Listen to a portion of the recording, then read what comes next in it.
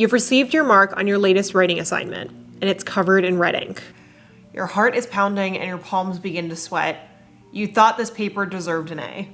So why did it fall below the mark? Well, don't worry. I've got you covered. Writing is one of the most fundamental yet difficult skills to perfect as a student. And for many of us, the feedback required to improve our writing is often unavailable or leads to feelings of anxiety and shame. As a student who went from narrowly failing out of high school, going on to community college, and now landing in a PhD program in history at Yale, I've learned a thing or two about writing. And in this video, I'm here to share my best tips. Hi, my name is Kaelyn. I'm a third-year PhD student at Yale, and I make video content all about how ambitious students can gain access to and excel in graduate school, as well as how to live happy and fulfilling lives. In today's video, I'm gonna be sharing the writing tips that got me from community college, transferring to UCLA, a master's at Oxford, and now a PhD at Yale. To begin, I'm going to be walking through how to formulate a compelling research question before then moving on to talking about how to write the literature review and methodology sections of your writing. And in the end, we're going to be giving an overview of best practices and my #1 revision tip. Along the way, I'm going to be working with the sponsor of today's video, which is Paperpal, in order to demonstrate how you can improve your writing and revision process with the power of AI. Let's get into it. Lesson #1 is all about compelling writing and research questions. Part 1, all great writing starts with a solid and compelling hook.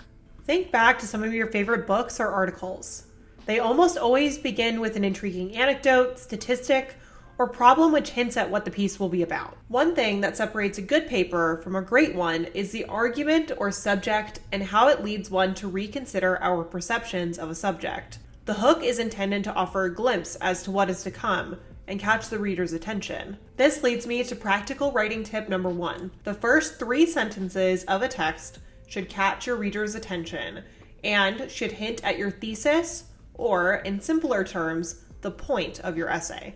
Now that you've got your reader's attention, it's time to turn to the issue at hand. Your writing should offer some sort of solution or perspective which leads the reader to reevaluate their own perceptions of a subject. In order to do so, you must ensure that you yourself are clear on the intent of your writing. Are you to offer a new perspective on a text or data set which has been studied in the past? Or are you offering new evidence which you must argue is relevant to future knowledge? Either way, your writing should clearly articulate what your intervention or argument may be and how it is you plan to present it. This leads me to practical writing tip #2. Discuss your paper with a friend or family member so that you're able to clearly articulate your stance to someone with limited knowledge of the subject. Then, write it out on a Post-it so you're reminded of your intent throughout the writing process. It's often easy to lose sight of your purpose while working on longer pieces of writing, so having a visual reminder may help you weave your thesis or argument throughout.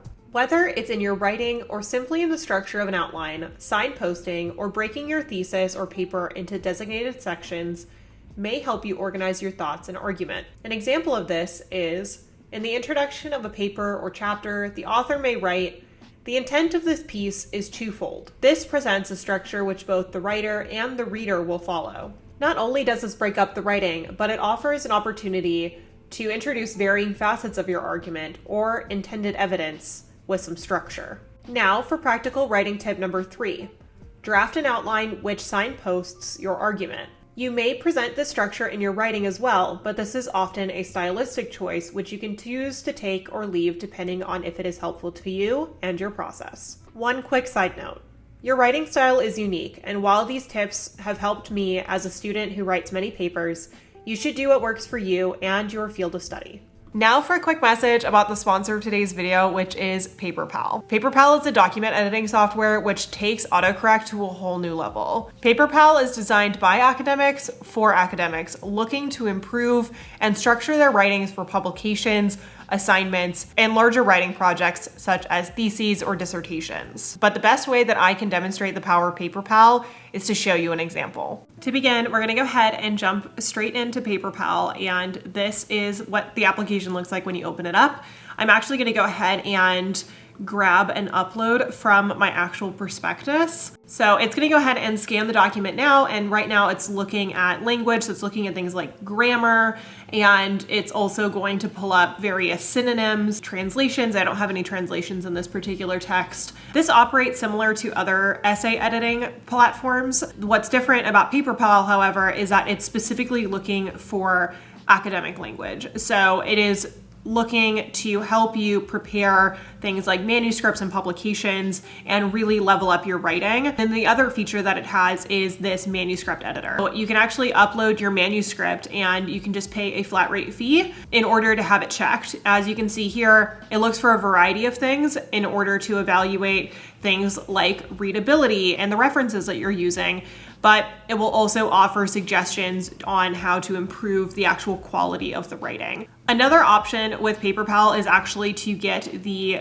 Microsoft Word extension. So you can actually have it added into your Microsoft Word account in order to have the features of Paperpal accessible right at your fingertips while you're writing. Thank you so much to Paperpal for sponsoring today's video, and they have so kindly offered a link down below for you to get started trying Paperpal for free today. And now let's talk about the literature review. A literature review is an overview of the peer-reviewed academic scholarship, inclusive of peer-reviewed articles and books, which your paper will be in dialogue with. Literature reviews are often presented in two ways. Either the literature review is a separate section, or will be incorporated throughout your written work. Some fields of study may expect both. Planning is key when working on a literature review, and it can be easy to get overwhelmed. So here's writing tip number 4. Focus on 2 to 3 primary arguments made within the literature and be clear about your intervention or contribution. To do this, I recommend taking thorough notes and jotting down ideas in a mind map as you're reading. To improve your reading practice, I recommend checking out my How to Read video. However, I have one other writing tip.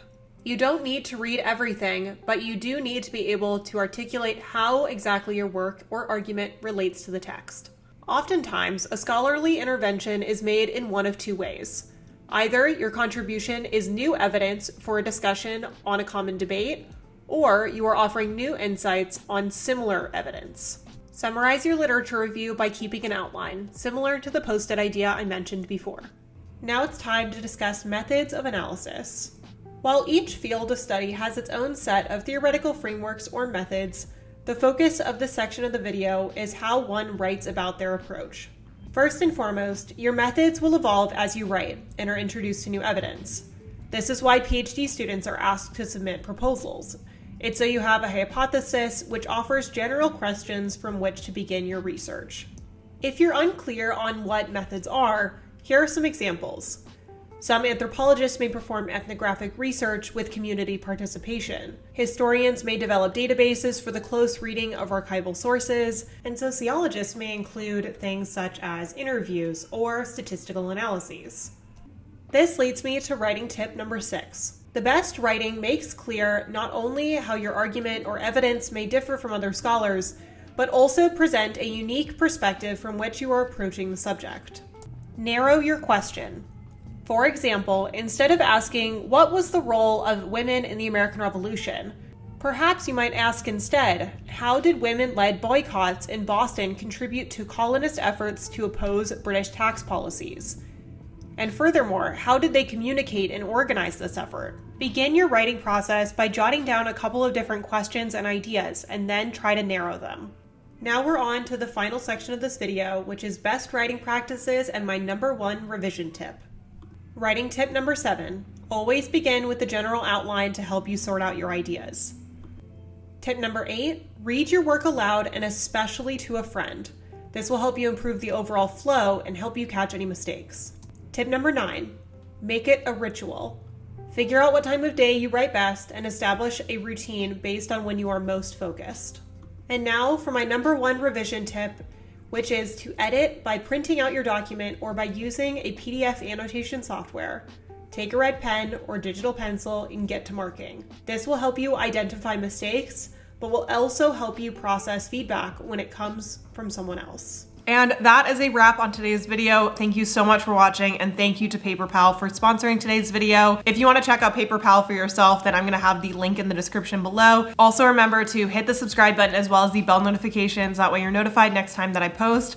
We are heading to London in only about 20 something days to begin work on my dissertation. So if you want to follow along for the journey, then go ahead and subscribe, and I'll see you all in the next video. Bye everyone.